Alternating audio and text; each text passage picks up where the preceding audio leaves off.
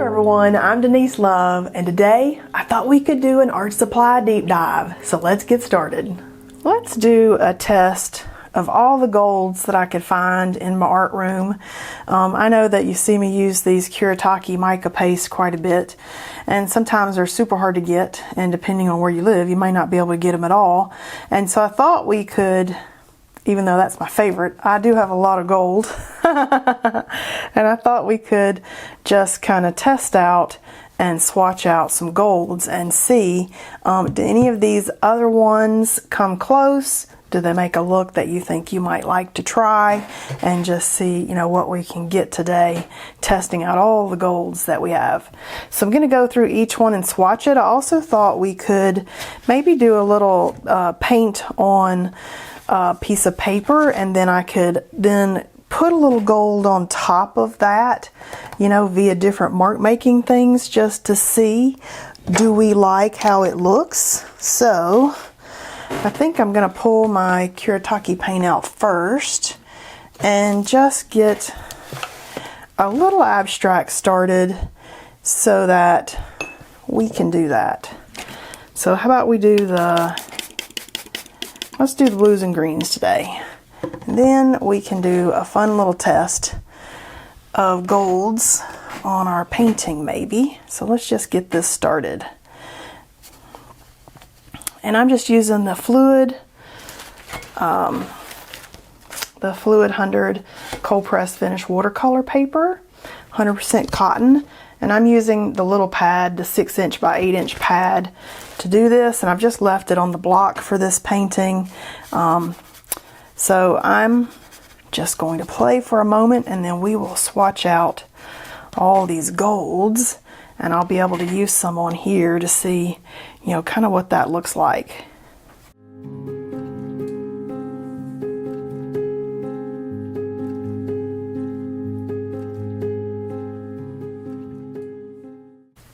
All right, that's a fun start. I'm going to let this kind of dry.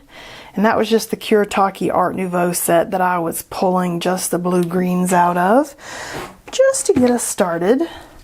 And because I have some gold watercolors over here, we could apply them wet or dry, but I think I'm going to wait until this dries to apply all the color on top so it sits on top. So let's start swatching out these colors. So I'll be right back. Okay, so I've got my handy dandy painter's color diary. This is the 9x12 pad, 100% cotton sheets, and I love this book because it already has these pre-printed pages, and in between each page it has a piece of protective sheeting, so you can use things like wax, oil pastels and things, and not worry about it getting on the page before it.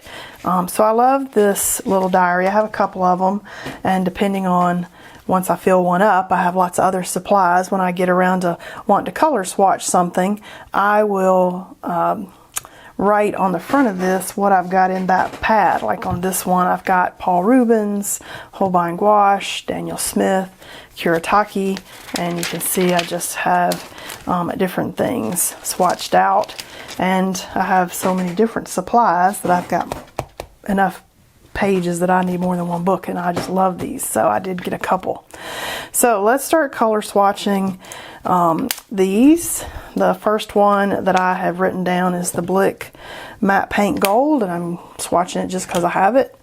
And so let me just pull a little paintbrush, and then we can kind of swatch that out and see what we get. And we can also try it out on our painting. And I like to use stencils, so we could do different stencil work if we wanted to, and just see how does that look. We could try out this corrugated cardboard one, and just down here at the bottom give us a little test swatch.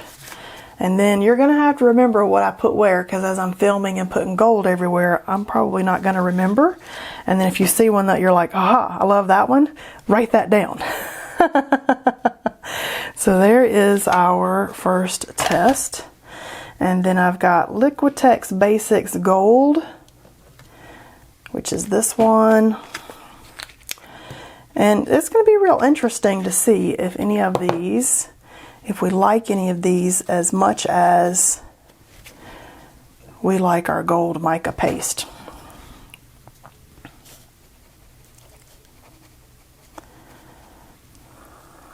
And how transparent they are. Okay, there's that one. Let's just come up above this right here and do some of this one.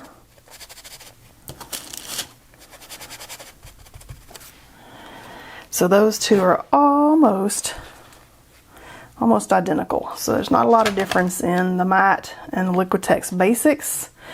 Then I've got Hero Arts Glimmer Ink, which this is one that came in my one of my boxes that I get, and it's more of an acrylic ink, and I just got that everywhere because it was up in the stopper.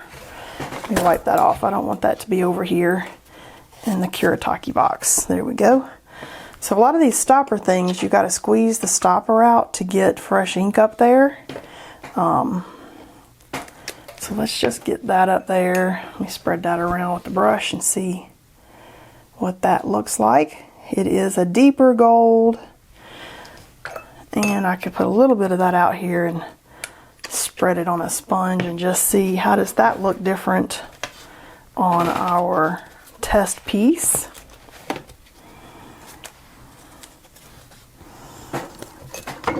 We'll get new little sponges each time, but throw that one in some water.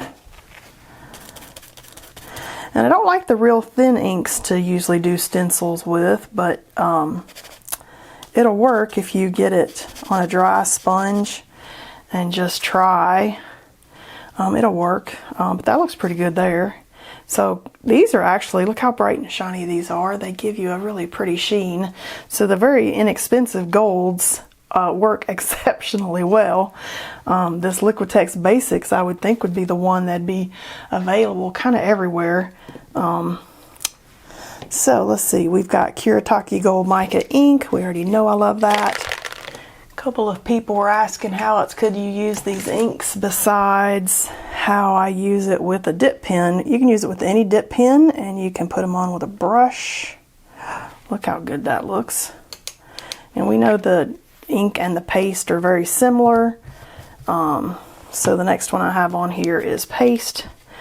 So let me just put a little paste out here, and then we'll test it out with a stencil. That's my very favorite paste you see all the time. Paste is a lot thicker and basically not translucent like these other colors. So that was a really good, interesting test. Let me get out the stencil here, and we can do some little half-tone circles, and we'll be able to compare that shininess. See, now if you look at the shininess of that and these really cheap ones down here, these are more transparent. They're not as thick, but they are definitely shimmering just as good. So that's very interesting. We've got the golden heavy bodied, which this I've never tried. So I did just order a tube of that because I thought, ooh, maybe I would like that. I'm hoping it will be thicker. So let's see. Let's get that cleaned off. Dry that brush. We'll get that out. I'm just using a piece of deli wax paper here. So it's not as thick as the Kuretake, but it is thicker than these ones down here. So that's very interesting.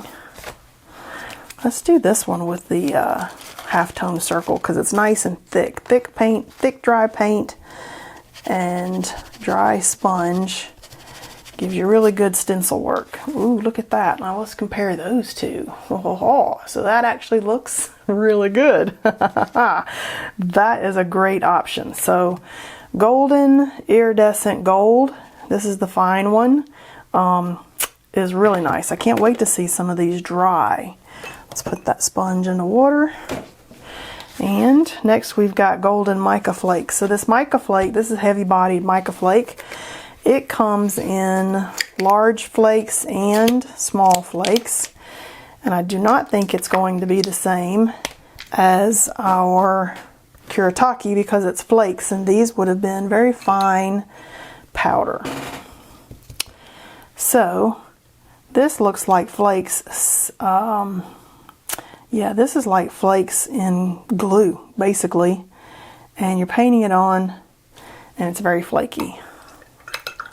Okay, so that's different. I don't know if I want big flakes on my piece here or not. But it will be interesting to see, like, how do these do. So let's just throw some out here. So this just seems to be glue and gold mica flakes. So it's just gluing the flakes out there. All right, that'll be interesting when it's dry. Then I've got the Arteza gold and copper gold. So the Artezas are nice and inexpensive. Let's move this one out of the way. Let's get this over here.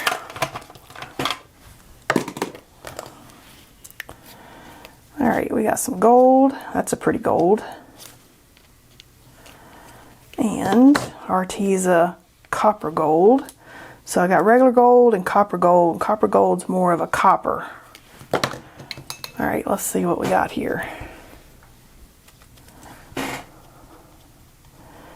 Look at that one. All right, I'm kind of liking that one quite a bit. Well, let's do the other one. Copper gold. See, it's more copper. Okay, and these do seem to be thicker than these first ones that we tried out. And because I'm doing gold on our piece over here, let's stick to the brighter gold on our sample. And let me get another sponge. Let's keep on with our halftone circles here. We'll just have a little row showing us some differences with the circles. Okay, so it looks almost identical as the one above it, but less bright, and then the mica one up top looks more yellowy. So that's kind of interesting. All right, we are getting places here. Okay, so this is Pinata Rich Gold. So Pinata is a really nice gold, but what I don't like about it is it's an alcohol ink, and I have gotten where I don't use alcohol inks hardly any anymore, but it is a really beautiful vibrant gold. And if I were to want to say come in here and say make some little circles and dots and things like that, it is exceptionally brilliant. But you do have to do cleanup with alcohol. It doesn't clean up with water. So this is a nice choice, but it stinks. It smells like alcohol. But look how brilliant that is on our piece. It's probably right up there with the brilliance of the mica that I like so much, or maybe even more. I mean, it's super bright. So this would be pretty easy to get most places, but it stinks. It's alcohol cleanup. Okay, let's see what else we got. We got the aqua bronze. So I'm newer to the aqua bronze things, and this is powder. And basically, let's get our little tiny scooper here. Basically what you do is you put a little powder out and you mix it with water, and then it's ready to be used. So let's do that. And then we're going to mix this with some water. And then once you got it mixed up pretty good and you're ready to try it out, so you can make a lot of that aqua bronze. This stuff will go forever. Once you get it mixed up, then we can see what that looks like, and we could try it out on our piece. So let's see.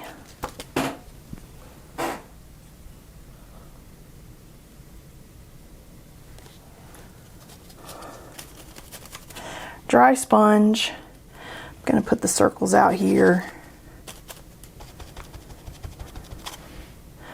Really liquidy, so it kind of was hard to, oh, there it is, hiding behind my water. I'm like, how could I lose that? It's called pale gold, but it's so liquidy.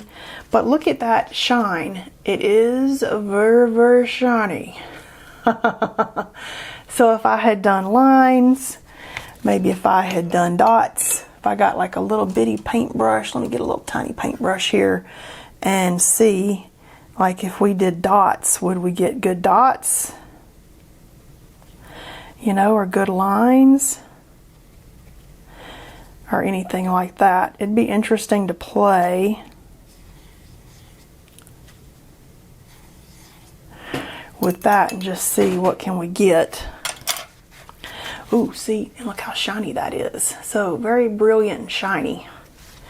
All right, I'm liking that. I've got the Kuretake watercolor. So this is these are the number 90 and 91, gold and bluish gold. And these came out of that 48-piece Kuretake set. And I'm just gonna get some water on here and then see what we got. These are ones that I would probably use while I'm making watercolor, you know, while I'm doing the watercolor. Like more so, I would use them as part of the watercolor, not necessarily as a stencil. So we'll just put these down here. We can see the difference. But you can definitely play and experiment with these. All right, so the next one I've got is the Stone Ground, and it's also a watercolor.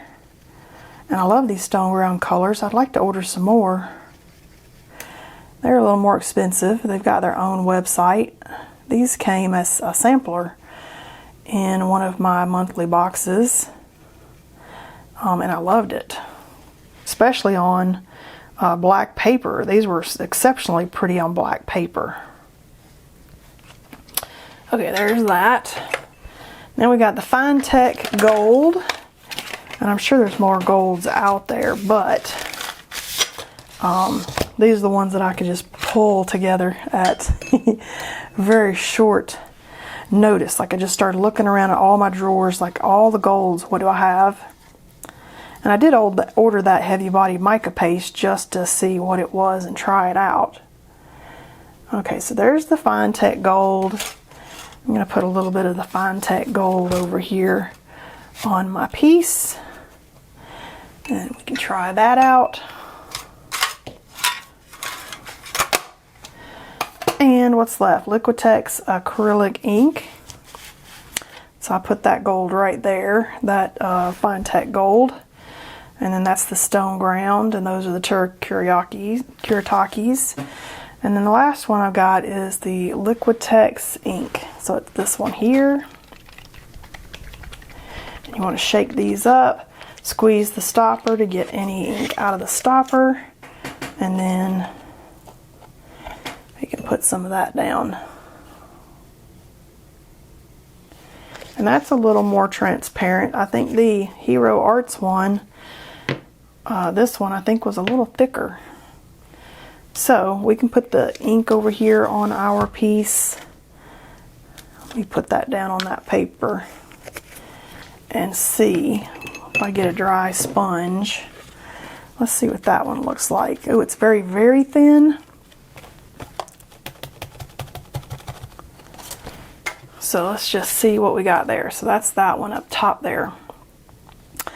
So most of these are dry, and you can see this one maybe got a little more to dry, but you can see it's real flaky, and I can't say that that's the look I'm usually going for, but it does add texture and another dimension and layer. These very first inexpensive ones, they are very shiny and pretty. The watercolor ones I'm thinking mix in while you're doing watercolor, but this one here, the Stone Ground one, was real pretty.